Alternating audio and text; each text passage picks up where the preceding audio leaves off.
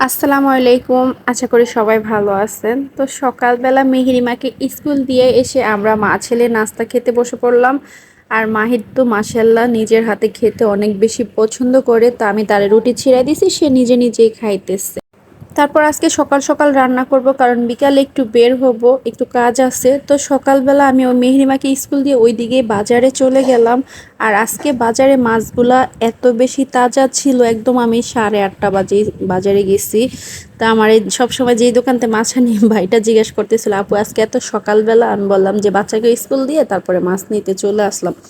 বলে যে ও আচ্ছা। তো আমাকে 3 পদের মাছ দিল, নিয়ে আসলাম। আসার পরে এখানে রান্না বান্না বসায় দিলাম। আজকে রান্না করব ডাটা দিয়ে মাছ রান্না করব। আর ডাটা তরকারিটা আমার অনেক বেশি পছন্দ, খেতেও ভালো লাগে।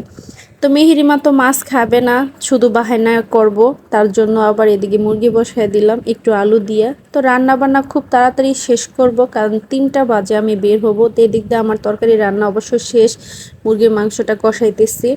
তারপর দেখো আমার তরকারি কালারটা কিন্তু অনেক সুন্দর আসছে। আর সাথে আমি একটু ডাল রান্না করেছি।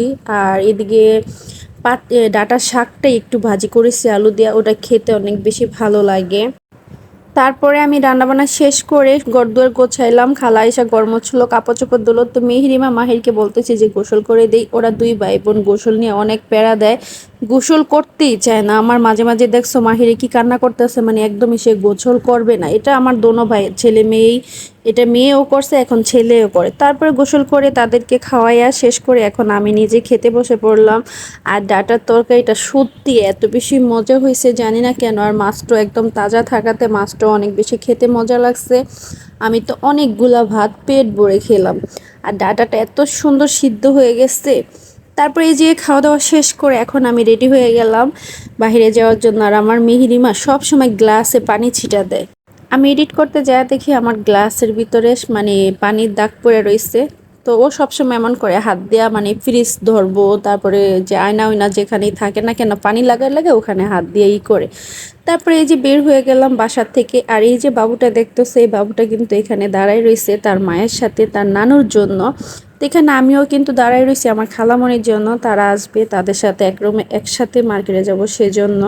তো তারপর আমরা মার্কেটের ভিতরে যাই, খালা আসে, আমরা একসাথে মার্কেটের ভিতরে যাই আমরা প্রথমে বোরকা দেখা শুরু করি। আসলে আমরা এক খালামণি একটা বোরকা কিনবো, তো সেজন্য আমাদের এখানে পরিচিত দোকান, তাই আমাদেরকে কয়েকটা বোরকাই দেখাইতেছিল, মানে যেটা ভালো লাগে আপনারা সেটাই নেন। তো এখান থেকে আমরা একটা বোরকা অবশ্য নিয়ে নিলাম, আমাদের অনেকগুলা বোরকা দেখাইছে।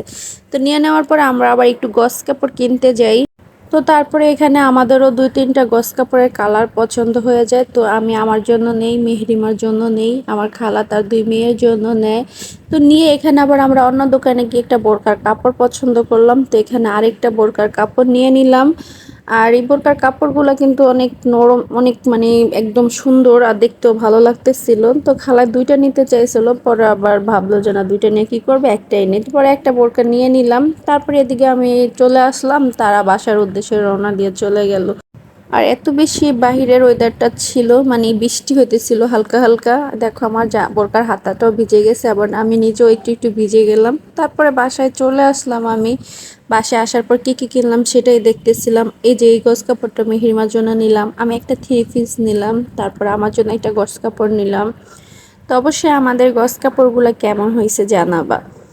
তারপরে এই যে এই লাল কালারটা আমি মেহরিমার জন্য নিছি। আসলে মেহরিমা বলে তার জন্য নাকি আমি সব পয়লা বৈশাখে যাব। তো এতটুকুই আজকে, সবাই ভালো থাকবেন, সুস্থ থাকবেন, আল্লাহ হাফেজ, আসসালামু আলাইকুম।